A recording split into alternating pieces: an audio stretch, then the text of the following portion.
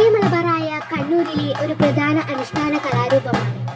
ഇത് ഡിസംബർ മുതൽ ഏപ്രിൽ വരെയുള്ള കളിയാട്ട സീസണുകളിൽ ക്ഷേത്രങ്ങളിലും കാവുകളിലും അരങ്ങേറുന്നു. കാശിയിൽ ശിവനും പാർവതിയും വേടനും വേടത്തിയുമായി വേഷം മാറി വസിക്കുന്ന കാലത്ത് അവർക്കുണ്ടായ പുത്രനാണത്രേ വയനാട്ടുകുലവൻ. കാനനവാസിയായി വളർന്ന അദ്ദേഹം അമ്പും വില്ലുമേന്തി വേട്ടയാടി നടന്നു. വഴിതെറ്റി വയനാട്ടിലേക്ക് എത്തി. അങ്ങനെയാണ് വയനാട്ടുകുലവൻ എന്ന് പേര് വന്നത്.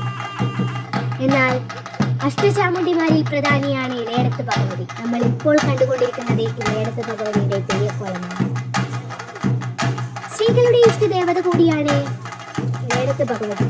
രക്ഷക്കായി കെട്ടിയാടുന്ന തെയ്യം കൂടിയാണ് ഇളയടത്ത് ഭഗവതി.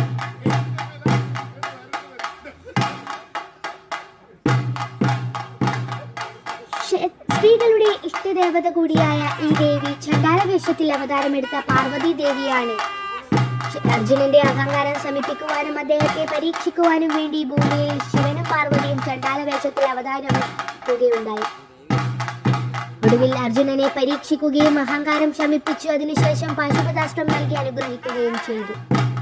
ഇടലവൃക്ഷത്തിൽ പ്രത്യക്ഷയായ ദേവി ഇടലാപുരത്ത് ചാമുണ്ടി എന്ന പേരിലും അറിയപ്പെടാറുണ്ട്. അടുത്ത ദൈവമാണ് മലക്കാരി തെയ്യം. വടക്കൻ കേരളം തെയ്യങ്ങളിൽ ഒന്നാണ് മലക്കാരി തെയ്യം. ഇത് സാധാരണയായി മലക്കര സമുദായത്തിൽപ്പെട്ടവർ അവതരിപ്പിക്കുന്ന വീരയോദ്ധാക്കളുടെയും പ്രാദേശിക ദൈവങ്ങളുടെയും കഥകൾ പറയുന്ന വർണ്ണാഭമായ വേഷങ്ങളും ഉഗ്രമായ നൃത്തങ്ങളും മന്ത്രോച്ചാരണങ്ങളും നിറഞ്ഞ ഒരു അനുഷ്ഠാന കലാരൂപമാണ്. പഴയകാലത്തെ ധീരരായ വീരന്മാരെയും ദേവതകളെയും സ്മരിക്കുന്നതിനും നല്ല വാക്കു പറയുവാനും വേണ്ടിയാണ് ഈ തെയ്യക്കോലം അവതരിക്കുന്നത്. ഗുളികൻ തെയ്യം വടക്കൻ കേരളത്തിലെ മറ്റൊരു പ്രധാന അനുഷ്ഠാന കലാരൂപമാണ്. ജനന മരണങ്ങളുടെ കാരണഭൂതനായ ഈ ദേവനെ മഹാവിഷ്ണുവിന്റെ ഇടതു തൃക്കാലിന്റെ പെരുവിരൽ പൊട്ടിപ്പിളർന്ന് അവതരിച്ച ദൈവമായി കണക്കാക്കുന്നു. തെയ്യക്കോലങ്ങളിൽ മാരണങ്ങൾ, ദോഷങ്ങൾ എന്നിവ നീക്കുന്നതിനും വിനോദത്തിനും ഗുളികൻ തെയ്യം കെട്ടാറുണ്ട്. ഇതിന് പല രൂപങ്ങളുണ്ട്. ഉദാഹരണം തെക്കൻ ഗുളികൻ, വടക്കൻ ഗുളികൻ, കരിഗുളികൻ. കണ്ണൂർ, കാസർഗോഡ് ജില്ലകളിലാണ് പ്രധാനമായും ഗുളികൻ തെയ്യം കെട്ടിയാടാറ്. അടുത്ത തെയ്യം കാരണവർ തെയ്യം. കുടുംബനാഥന്റെയോ തറവാടിന്റെയോ തെയ്യമാണിത്.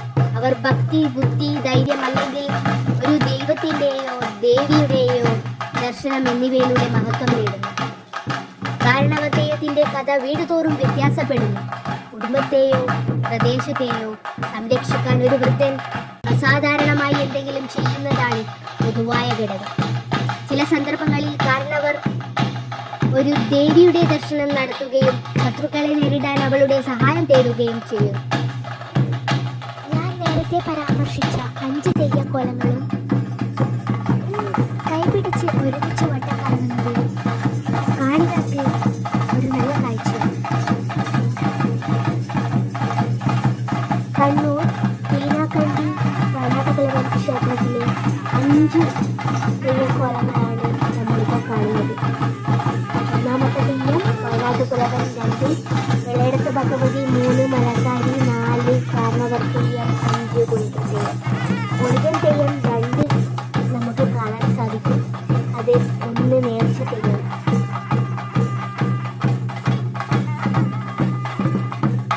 ഞാൻ അത്യപൂർവമായി കണ്ടുവരുന്ന കാഴ്ചകളിൽ ഒന്നായിരുന്നു ഈ തെയ്യക്കോലങ്ങളുടെ ഒത്തൊരുമയോട് കൂടിയുള്ള എല്ലാ തെയ്യങ്ങളും കൂടിയാടുന്നത് ഞാൻ ആദ്യമായിട്ടാണ് കണ്ടിട്ടുള്ളത്. അതുകൊണ്ട് തന്നെ ഒരു അപൂർവ കാഴ്ചയാണ് ഈ തെയ്യക്കോലങ്ങളുടെ ഒത്തൊരുമ കണ്ണിന് ഇഷ്ടവും മനസ്സിന് എന്തെന്നില്ലാത്ത സന്തോഷവും പ്രദാനം ചെയ്യുന്നു.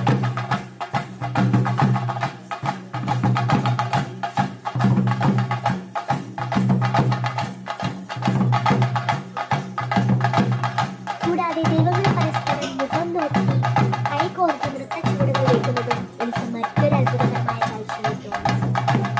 എല്ലാ ദൈവങ്ങളുടെയും താളാത്മകമായ ചലനങ്ങളും ചുവടുകളും കണ്ണിനും മനസ്സിനും ഒരുപോലെ കുളിർമ നൽകുന്ന മറ്റൊരു കാര്യമാണ്. എനിക്ക് മനസ്സിന് എന്തെന്നില്ലാത്ത സന്തോഷമാണ് ഈ ദൈവങ്ങളൊക്കെ കൂടിയാടുമ്പോൾ തോന്നുന്നത്. ഒരു കണ്ണൂരിക്കാരി ആയതുകൊണ്ടാണോ എന്നറിയില്ല, തെയ്യക്കോലങ്ങളോട് പ്രത്യേകം ഇഷ്ടമൊക്കെ ഉണ്ട് കേട്ടോ. കാണികളെ കയ്യിലെടുത്ത്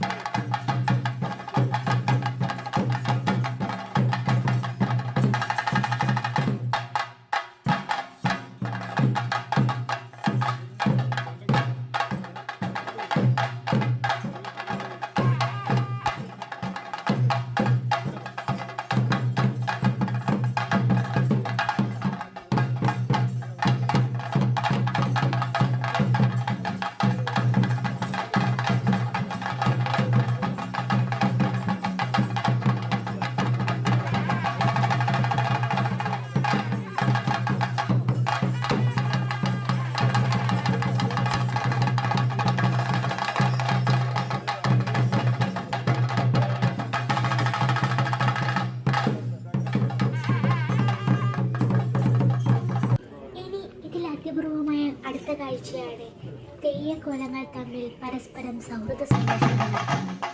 ഒരു കാര്യമായിട്ട് ഇതൊക്കെ കാണുന്നത് ഞാൻ ആദ്യമായിട്ടാണ്. അപ്പോൾ ഇനിയും കണ്ടിട്ടില്ലെങ്കിൽ കണ്ടോട്ടെ എന്ന് വെച്ചാണ് ഞാൻ വീഡിയോ.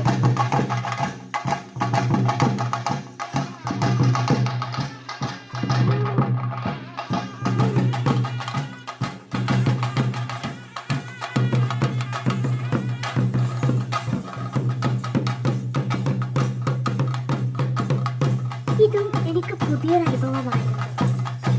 തെയ്യക്കോലങ്ങൾ പരസ്പരം തന്റെ ആയുധങ്ങൾ മറ്റൊരു തെയ്യത്തിലെ കൈമാറി വരുന്നത്. ഒരു നിമിഷം എൻ്റെ മനസ്സിൽ ഓടി വന്നത് ഒഴിവുണ്ടെങ്കിൽ അടുക്കളയിൽ കിടക്കാമെന്ന്.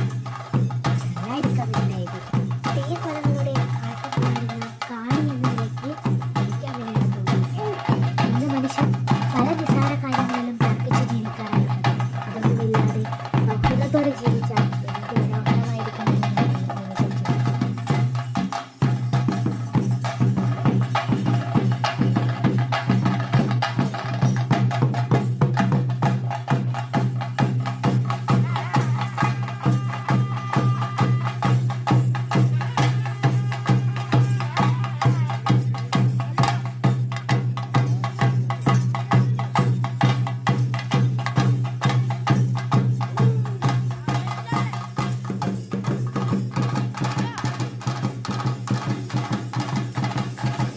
ഇങ്ങനെ കൺകുളിർപ്പിക്കുന്ന കാഴ്ചകളൊക്കെ കണ്ടുകൊണ്ട് എൻ്റെ ഇന്നത്തെ ദിവസം അങ്ങനെ കഴിഞ്ഞു. എല്ലാവർക്കും അനുഗ്രഹമുണ്ട്.